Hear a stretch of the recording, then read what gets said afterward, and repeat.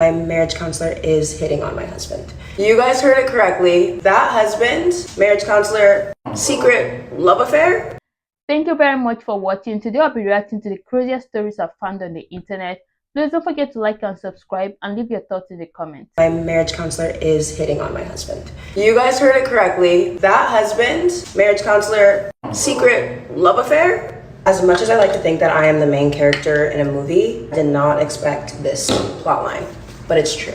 So my husband and I have been together 7 years, married for almost 3, and we didn't get to do premarital counseling, which everybody needs to do. I love therapy. My therapist saved my life, quite literally. We got engaged and married in the pandemic, and as you can imagine, therapy was a hot commodity then. It was hard for us to find somebody to see at the time. So we started therapy after we got married. I am a perfect wife, but everybody has their things. Post-wedding, things were really crazy for us. That's another story in itself. I had one friend that peed in the middle of the floor at my wedding. One of my dresses fell through. I can go on for days. Let me know. Things were okay at the start, but then it started to get weird. Now I'm a Scorpio and I don't trust anybody by nature, but shit was weird. It started to get very, we need to worship men. God created Adam, we need to follow men. We need to worship our men. We need to kneel down for our men. Excuse me? She started to ask Clinton if she can meet with him separately. Yeah, that's really weird. I know if I walked into a therapist's office and she started saying things like that, I'm not coming back. I'm sorry. Because what? I feel like somebody like that would already be biased against me. So why would I sit down and listen to you, you know?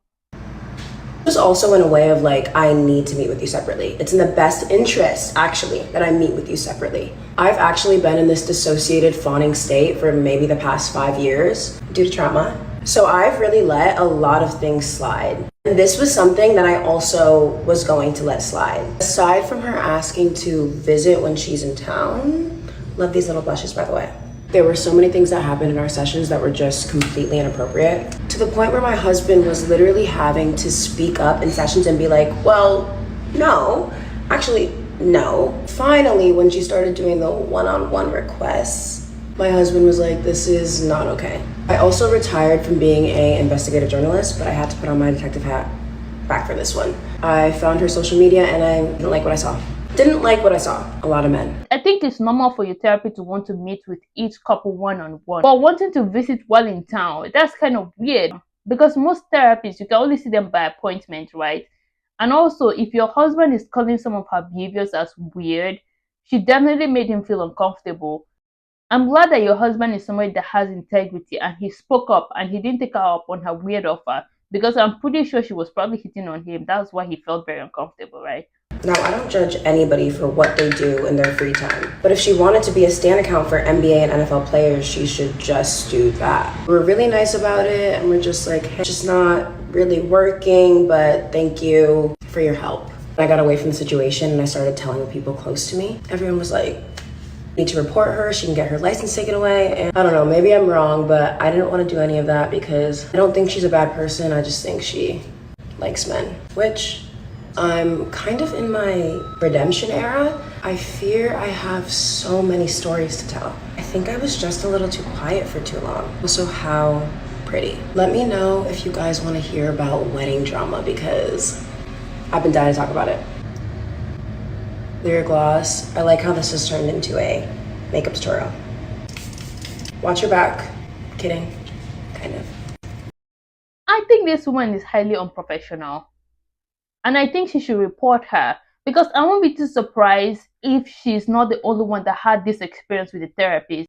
As you said, you went on her Instagram, right? And she was following only men. And women like that tend to not just do it to only one man. I won't be too surprised if she has done it to somebody else too. So yeah, definitely report her.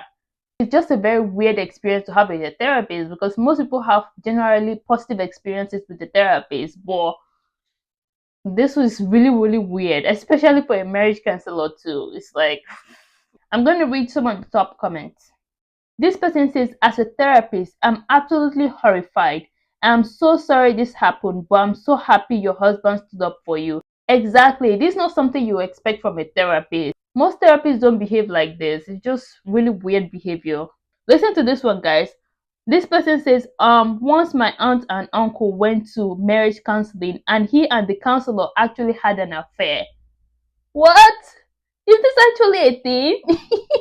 What? How does your marriage counselor end up in your bed? I hope your aunt made the official report to that lady because this is so unprofessional and I hope she lost her license.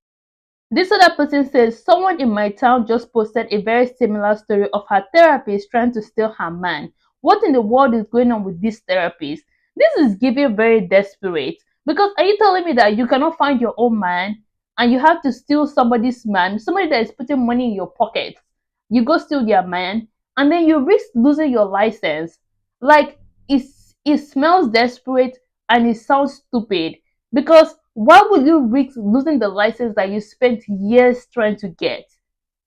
I'm sorry, but if my therapist stole my man, I'm gonna make sure you lose your license because I'm not gonna let that slide.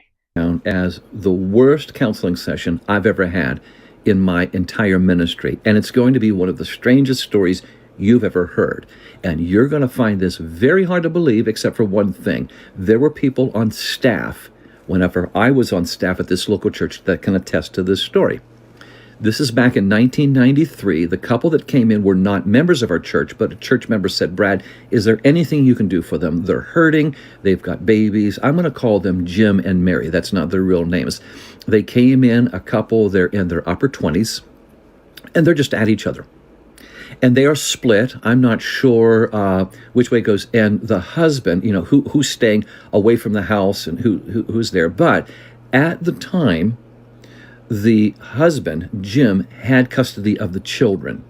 And I didn't know about that. That was so secondary to getting them back together. But they brought the children over to the church, and we had volunteers that were babysitting them just down the hall. Two little ones, I think one was kindergarten, one was first grade, something along that line. 1993 is when this was.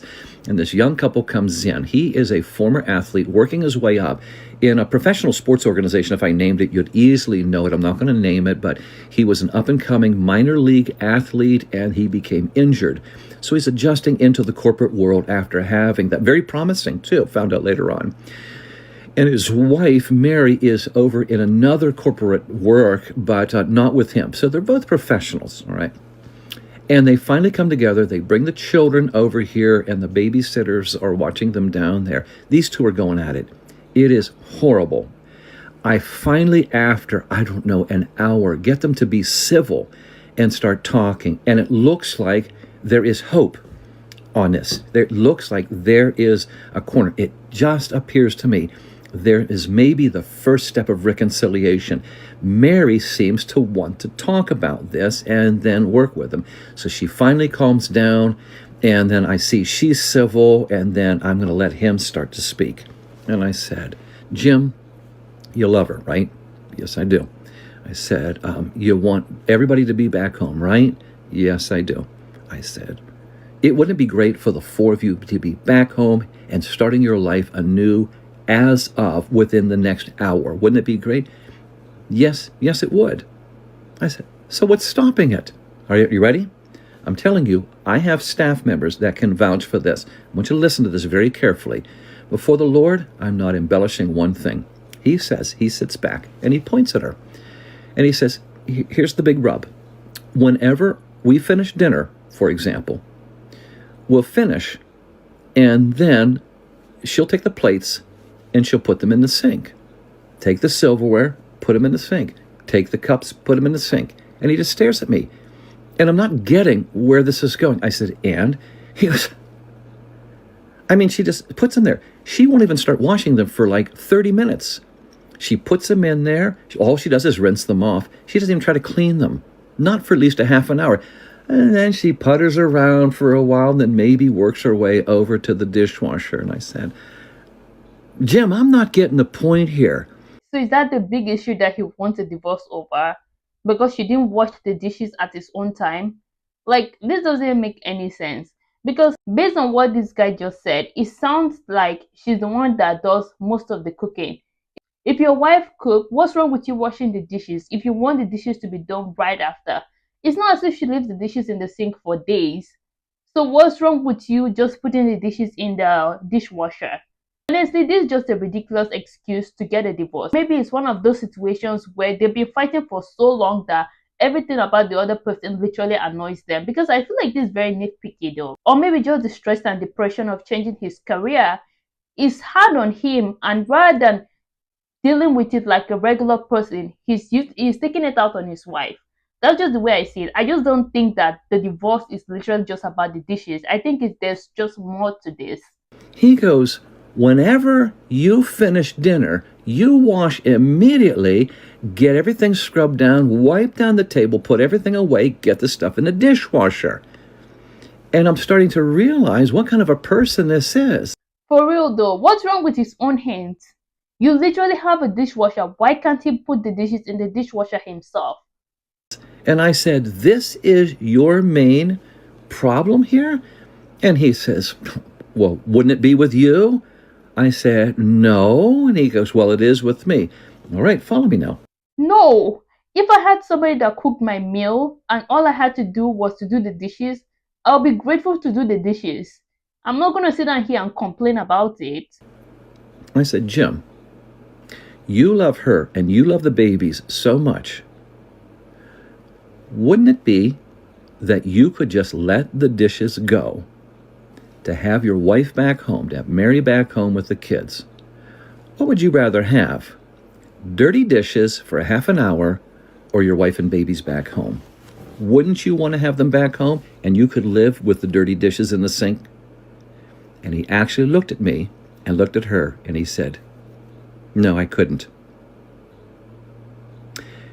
She looked down, got a tissue, wiped her nose. She says, I got to go use the bathroom. And when she got up and then left, I said, what planet are you on? What makes you say something like that? He goes, that's just the way I am. You know what happened? She went down there, got the kids, and then took off. The whole thing was just a disaster. Let me tell you something. I never was able to pull them back together again. She took off, and things just got escalated out of there, and I was unable to reach them. But I want to think about this, because here was a man I met prior to them coming together. And he's talking about how he is a model citizen and he wants to be the great dad and the husband and everything. And I'm thinking here, Ephesians chapter 5 and verse 25, where the scripture says, husbands, love your wife as much as Christ loved the church, which means sacrificially, that Christ loved the believers of all time. He died for them. He had a sacrificial love. Go to Colossians chapter 3, and it says the same thing in verse 19. Husbands, love your wives. And when you talk about that love, it's intimated in the Greek that this is something that you're giving. You are reaching out. You're showing, such as it says in 1 Corinthians chapter 13, you are giving a love that is self-sacrificing, above emotion, and certainly above dirty dishes. I'm telling you the absolute truth. That's what happened. And to my knowledge, by those people that I knew within our church, they never got back together over dirty dishes. Friends, sometimes you just got to shake your head and say, this is a very, very strange world we live in, when sin will pervade that much that somebody would prefer clean crockery over a family, especially the little ones. That's crazy. I feel like being divorced from a man like this will feel like freedom. Because if he feels comfortable saying this to a counselor, can you imagine what she faces at home? He's probably nagging her over every single little thing. I know it's hard to live with another person because there are things that they will do that will upset you. But if you start nitpicking over the little things, your marriage is never going to work. That's just the reality of life. And already, this woman has already prepared your meal. She has gone to work. She's doing everything she can. The least you can do is to be a supportive husband, and help her in some ways. If you have to have clean dishes right after the meal and she can't get to it, what's the big deal in you putting the dishes in the dishwasher? You don't even have to stand there and wash the dishes. All you have to do is to put it in the dishwasher. What's the big deal about that? You don't even have to stand there and cook the meal. All you have to do is to put the dishes in the dishwasher, and she's going to appreciate it.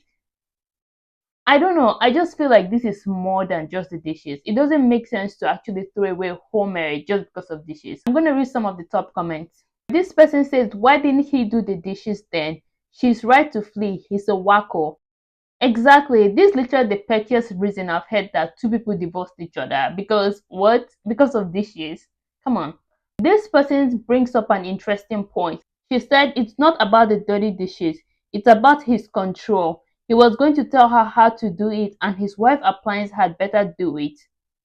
I can kind of see the controlling aspect though, because why is it so important for her to do it on your own time? It's not as if she left the dishes in the sink for 3 days. I can understand if she left the dishes in the sink for days and she didn't clean it and it started smelling and things like that. I can understand how that can be very annoying. But she eventually did the dishes. She probably just wanted to sit down and take a break after cooking dinner or something. And he's upset that she didn't do the dishes right after. Please. This person says my dad reason for divorcing my mom in the actual divorce paper was that she cooked Paris sausage over link sausage. He didn't like that. What? Haven't talked to that narcissist in many years. Seriously? Are people getting divorced over things like this? You know what?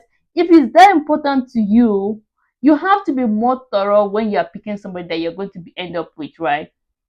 If you know that the dishes has to be washed right after you eat, and you have to make sure that the person you date values that, maybe they are like OCD clean or something like that, right? Or if you know that you like paddy sausages over link sausages, make sure that the person you marry does not like paddy sausages or think that's like eating it is like sin or something. Because these are just ridiculous reasons to be divorced, honestly. Even what I just said sounds ridiculous to me, to be honest. Thank you very much for watching. Please don't forget to like and subscribe and leave your thoughts in the comments.